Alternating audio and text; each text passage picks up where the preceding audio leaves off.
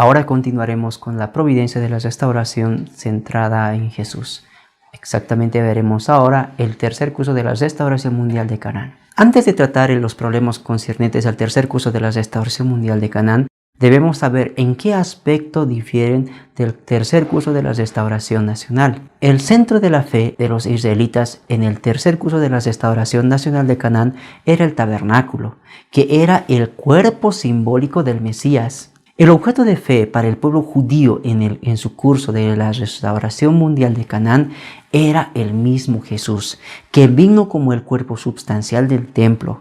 Cuando incluso sus discípulos cayeron en la incredulidad, Jesús se vio forzado a seguir el camino de la muerte, entregando su cuerpo físico en la cruz. De este modo, el pueblo judío perdió su objeto de fe en espíritu y en carne. Por consiguiente, no se podía comenzar un tercer curso de la restauración mundial de Canaán directamente como un curso substancial, sino que los cristianos, como el segundo Israel, comenzaron primeramente un curso espiritual, estableciendo a Jesús resucitado como su objeto de fe. El Señor vendrá y, heredando la misión de Jesús, llevará a cabo espiritual y físicamente el tercer curso de la restauración mundial de Canaán. Es decir, que el tercer curso se llevó de manera espiritual, pero debe ser llevado de manera substancial.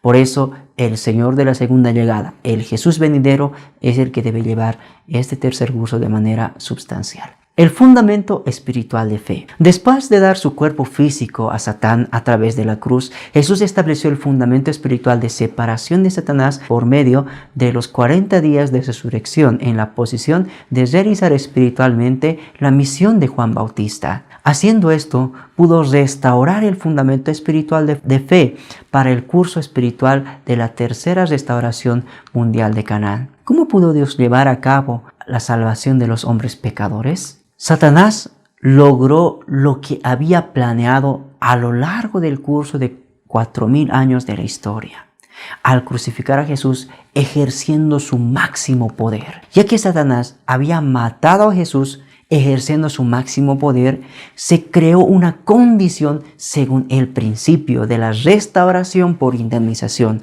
por la que Dios podía ahora ejercer su máximo poder. Entonces, Dios ejerció su máximo poder como la condición de indemnización puesta a la acción del máximo poder de Satanás al matar a Jesús, y llevó de nuevo a Jesús a la vida. Dios proyectaba salvar a la humanidad ejerciéndola en Jesús resucitado y dándole renacimiento. Jesús resucitado realizó la providencia para la partida, reuniendo a sus discípulos diseminados por Galilea y dándoles el poder de realizar milagros y señales, ya que él mismo era el cuerpo substancial espiritual de las tablas de piedra, el tabernáculo y el arca de la alianza. Entonces, los santos en la posición de Caín tenían que restaurar el fundamento espiritual de sustancia, haciendo la condición espiritual de indemnización para eliminar la naturaleza caída por medio de creer, servir y seguir a Jesús resucitado. Los 12 discípulos creyeron y sirvieron y siguieron a Jesús resucitado, estableciendo así el fundamento espiritual de sustancia. Haciendo esto, pudieron restaurar el fundamento espiritual para recibir al Mesías. Sobre este fundamento, Jesús pudo situarse en la posición de Mesías espiritual, dejando así finalmente la posición de Juan Bautista, y pudo restaurar al Espíritu Santo. Al hacer esto, se convirtió en el Padre verdadero espiritual y comenzó la obra del renacimiento espiritual, tal como está escrito en Hechos, capítulo 2, versículo 14. Después de la venida del Espíritu Santo en Pentecostés, Jesús resucitado se convirtió en el Padre verdadero espiritual y, obrando en unidad con el Espíritu Santo como la Madre verdadera espiritual, injertó espiritualmente a los santos en ellos, comenzando así la obra del renacimiento espiritual. Haciendo esto, Jesús pudo realizar la providencia de la salvación espiritual. Los cristianos solo podían realizar la resurrección espiritual de Canaán creyendo y sirviendo a Jesús, que llegó a situarse en la posición de Mesías espiritual, sobre este fundamento espiritual para recibir al Mesías. De este modo, los cuerpos físicos de los santos que permanecían a la esfera de la gracia de la restauración espiritual de Canaán, estaban en la misma situación que los cuerpos físicos de Jesús, que fue invadido por Satanás a través de la cruz. Por ello, estaban sujetos a la invasión de Satanás en igual situación que antes de la llegada de Jesús, permaneciendo aún en ellos el pecado original. Naturalmente, los santos también tendrán que seguir de nuevo el curso de la separación de Satanás con el Señor de la segunda llegada. Ahora veremos el curso de la restauración sustancial de Canaán. Así como Josué se constituyó a Moisés en el curso espiritual de la restauración de Canaán, realizó la restauración nacional de Canaán siguiendo un curso sustancial, así también el Señor de la segunda llegada tiene que realizar el reino de Dios en la tierra, viniendo para recorrer en forma sustancial el curso espiritual de la restauración de Canaán y para realizar la restauración mundial de Canaán. De este modo, el Señor de la segunda llegada, quien tiene que realizar el reino de Dios en la tierra como Dios lo habría planeado realizar sustancialmente en tiempos de Jesús, debe nacer en la tierra como un hombre substancial en la carne. El Señor debería restaurar por indemnización el curso espiritual de tribulación, esta vez sustancialmente en la carne, en el caso de que los cristianos, el segundo Israel, cayesen en la incredulidad. El Señor de la segunda llegada tendrá que realizar el curso providencial sustancialmente, abandonando a los cristianos, el segundo Israel, y llamando a un nuevo Israel, al tercer Israel, en el caso de que los cristianos cayesen en la incredulidad. Si en la segunda llegada quienes vienen con la misión de Juan Bautista para enderezar su camino fracasan en su misión, así como ocurrió en la primera llegada, el mismo Señor de la segunda llegada debe establecer sustancialmente el fundamento de fe para la tercera providencia de la restauración mundial de Canaán en la posición de Juan Bautista, teniendo que seguir el camino de la tribulación.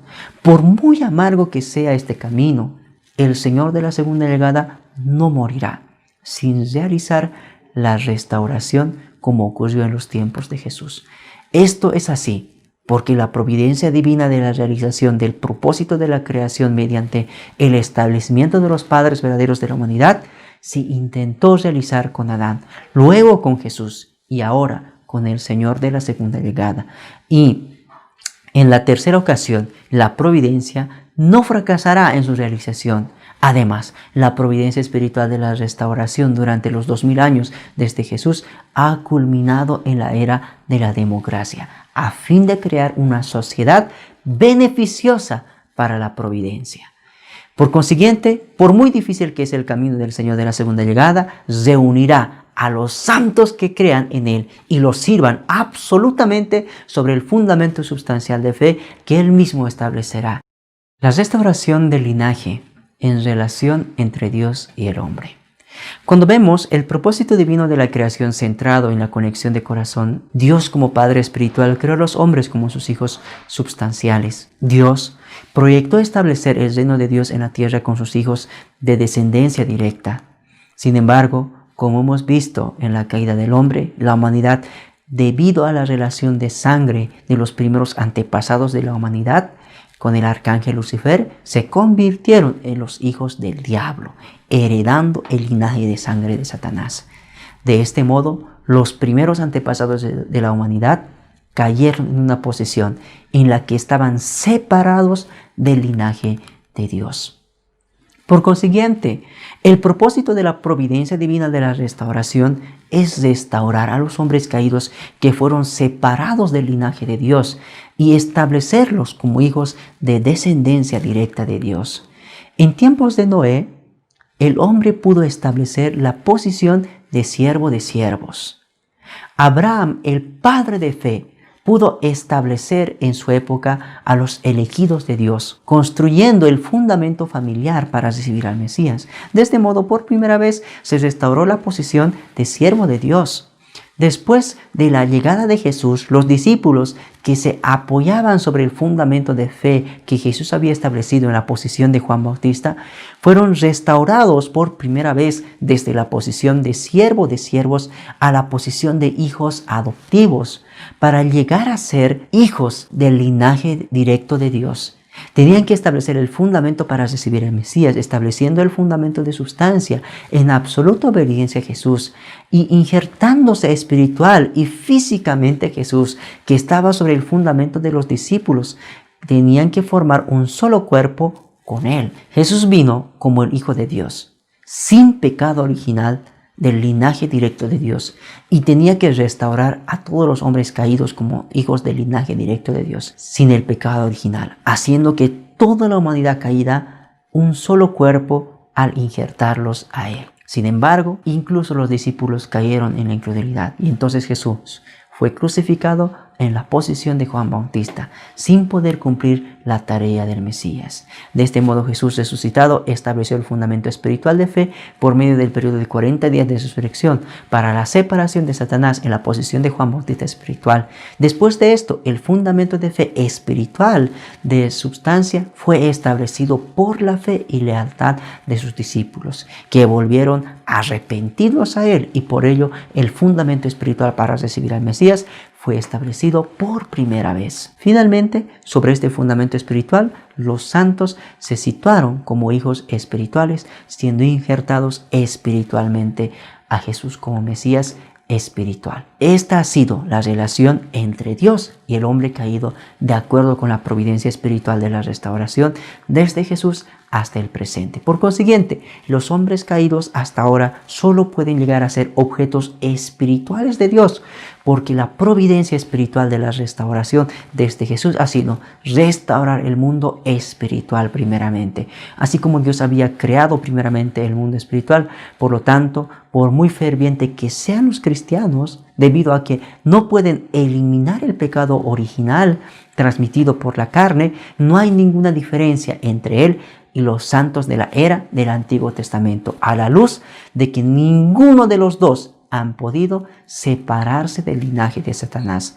Los cristianos como máximos hijos adoptivos, porque son hijos de un linaje diferente de Dios. Por lo tanto, el Señor de la segunda llegada debe venir para restaurar a toda la humanidad como hijos del linaje directo de Dios. El Señor de la segunda llegada debe establecer sustancialmente el fundamento para recibir al Mesías, según la providencia para la partida, centrados en la palabra, injertando a todos los hombres espiritual y físicamente en este fundamento. Deben restaurar para que sean hijos del linaje directo de Dios, eliminando el pecado original.